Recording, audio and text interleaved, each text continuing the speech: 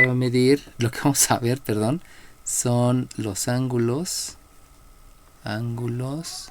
en la circunferencia.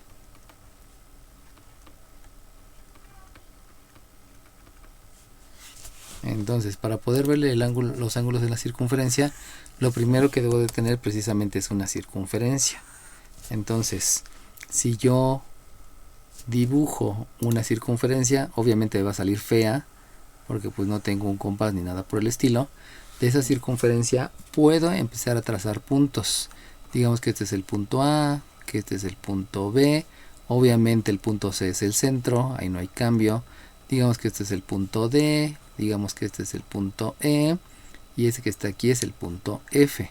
Entonces, una vez que ya tengo los puntos sobre la circunferencia, yo lo que puedo hacer es declarar cuál es la medida del arco. Fíjense, la longitud de este arco, fíjense cómo lo estoy poniendo desde aquí hasta acá. Esa longitud va a ser precisamente la que yo mida si yo tengo aquí un ángulo central. O sea, tomo un transportador, mido esta amplitud y de ahí les estaría diciendo cuánto mide ese ángulo. Vamos a suponer que con el transportador yo medí un ángulo de 85 grados. Por lo tanto, ese arco tiene una medida de 85 grados. Si yo me voy al siguiente arco, que es el que está hasta este punto, pues también yo tendré que decir, a ver, aquí hay un ángulo, este ángulo lo mido con un transportador, vamos a suponer que ese ángulo es de 100 grados, por lo tanto el arco mide 100. Lo mismo, si yo tengo aquí este otro arco, resulta que aquí hay un ángulo central, recuerden que el ángulo central está formado por radios, y yo podría medirlo, esta abertura con un transportador, y pudiera decir que este es de 40 grados. Ahora bien, también para este arco que está desde aquí hasta acá, pues resulta que aquí tengo dos radios, mido este ángulo, hagan de cuenta que ese ángulo mide 70 grados, entonces es lo que mide ese arco. Por lo tanto, lo único que me hace falta es medir la longitud de este arco que falta. ¿Alguien me puede decir cuánto mide y por qué?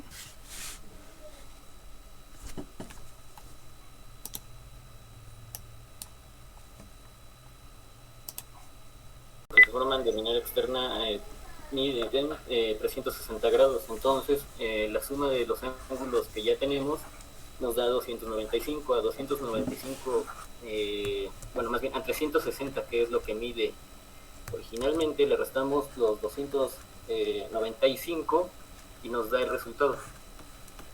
Que es este 65. Ok, muy bien. ¿Qué número de lista me dijiste? 6. Ok, sale bien.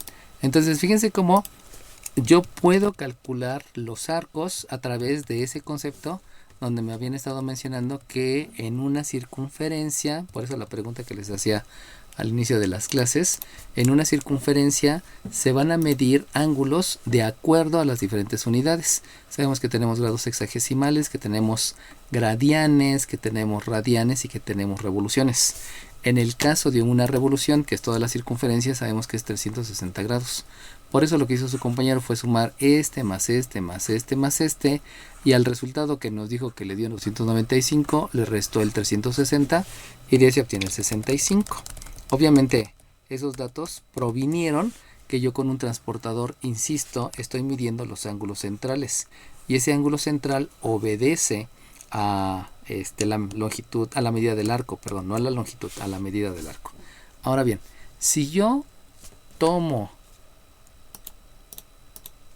el punto F y el punto D y trazo lo que acabo de trazar, díganme eso cómo se llama.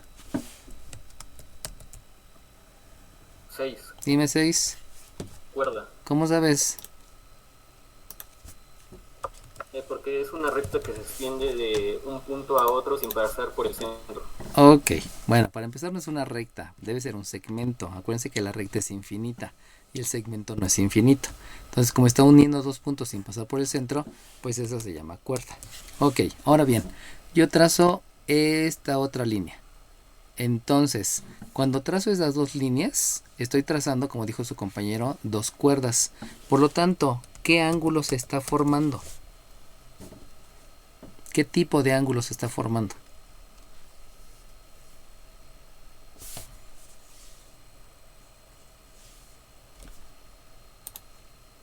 ángulos internos. No es uno porque pues son un montón los que están formando ahí, pero son ángulos internos. Eso quiere decir entonces que lo que yo voy a tener va a ser primeramente un ángulo interno. Ahora, esos ángulos internos pues hay un montón. Hagan de cuenta que tomo este ángulo. Si yo voy a tomar este ángulo, lo primero que debo de hacer es nombrar este punto donde se están cruzando. ¿Por qué lo debo de nombrar? Pues porque obviamente ese es el vértice. Siguiendo la cronología, pues le puedo poner una letra, por ejemplo esa es una H. Sabemos también que los ángulos se deben de escribir en sentido contrario de las manecillas de reloj. Por lo tanto, el sentido es ese que estoy marcando ahí con la flecha para que se vea exactamente hacia dónde debo de considerar el sentido de las manecillas de reloj, y obviamente el nombre que le voy a dar a ese ángulo obedece directamente a esa posición que estoy escribiendo. Por lo tanto, lo que yo voy a tener ahí va a ser la medida de un ángulo que va a recibir el nombre de BF. Ah, no, dijimos que era H, perdón, me equivoqué. Esta no es una F, disculpen. Esta es una H. El ángulo de BHF. Recuerden que este es el ángulo interno. Ahora bien, para calcular el ángulo interno, me habían dicho que debe de ser la semisuma de los arcos que sustenta. Si ustedes se dan cuenta, el arco que sustenta, el primer arco va a ser la medida del arco, este que está desde aquí hasta acá. Ahí, perdón. Dejen escribirlo con otro color para que les quede claro. Todo este arco, acuérdense que el arco es el tramo de circunferencia que está delimitado por una cuerda. En este caso estaría delimitado por 2 puntos. Ese va a ser un arco, y el otro arco que sustenta es el que está aquí. Obviamente debo de nombrarlos, pero el nombre de esos arcos también debe de ser en sentido contrario de las manecillas del reloj. Por lo tanto, el primer arco que había dibujado aquí, el sentido contrario de las manecillas del reloj es de la B hacia la F. Ese va a ser el sentido del arco. Así se simboliza un arco, con una curvita arriba de los 2 puntos que están delimitando el arco. Acuérdense, es de la B hacia la F. Disculpen que no me quede tan en la posición. Aquí me falló un poquito el pulso por el pad, pero ese es el arco. Ahora bien, el otro arco, también en sentido contrario de las manecillas del reloj, es el que está de aquí para acá. Y eso implica que va a ser más la medida del otro arco, que habíamos dicho que es del punto E hacia el punto D. Esta va a ser como lo calculo. Tiene un nombre, perdón, es un tipo de ángulo que es el ángulo interno. Tiene un nombre que es la medida del ángulo BHF y se va a calcular a través de la semisuma.